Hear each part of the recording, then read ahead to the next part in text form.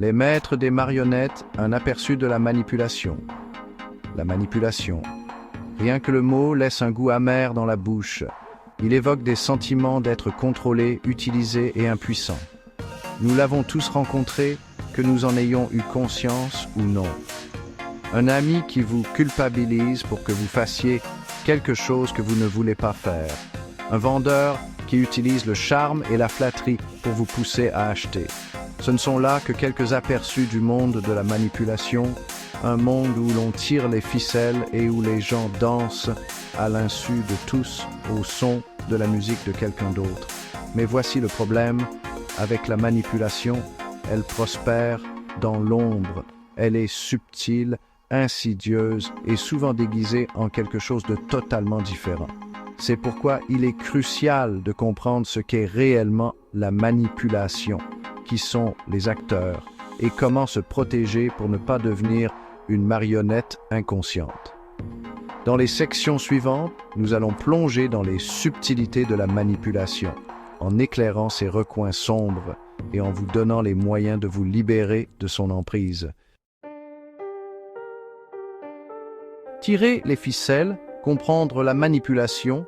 La manipulation, au fond, c'est une question de pouvoir. Il s'agit d'une personne qui exerce sa volonté sur une autre, souvent par des moyens détournés et trompeurs.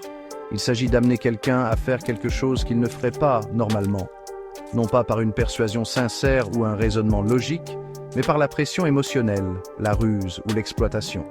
Voyez les choses ainsi. Imaginez un enfant qui pique une crise pour obtenir un jouet.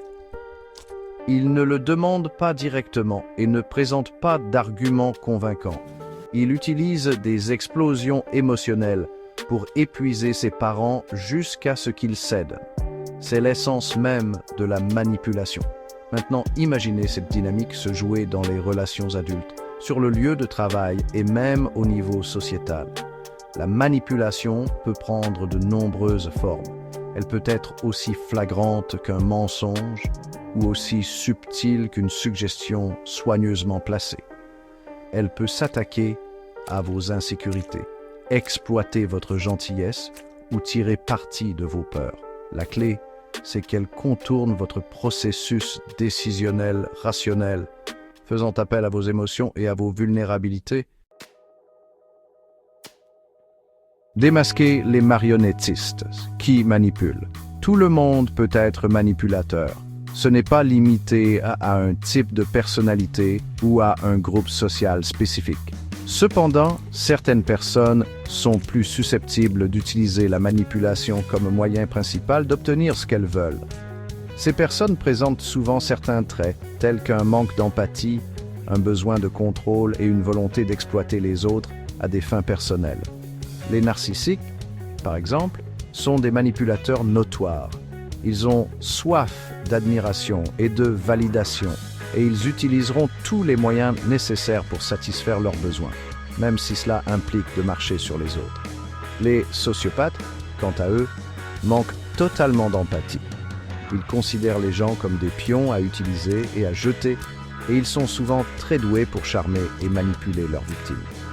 Mais les manipulateurs ne sont pas toujours faciles à repérer. Ils peuvent être charmants, séduisants et apparemment gentils. Ils peuvent même se présenter comme des victimes pour gagner votre sympathie et votre confiance.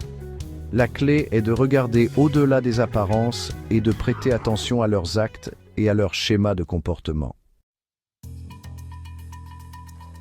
Se libérer, reconnaître et résister à la manipulation. Reconnaître la manipulation est la première étape pour se libérer de son emprise.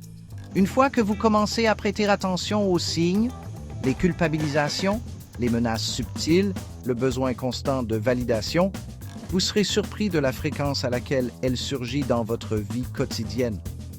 Commencez par fixer des limites. Les manipulateurs adorent repousser vos limites.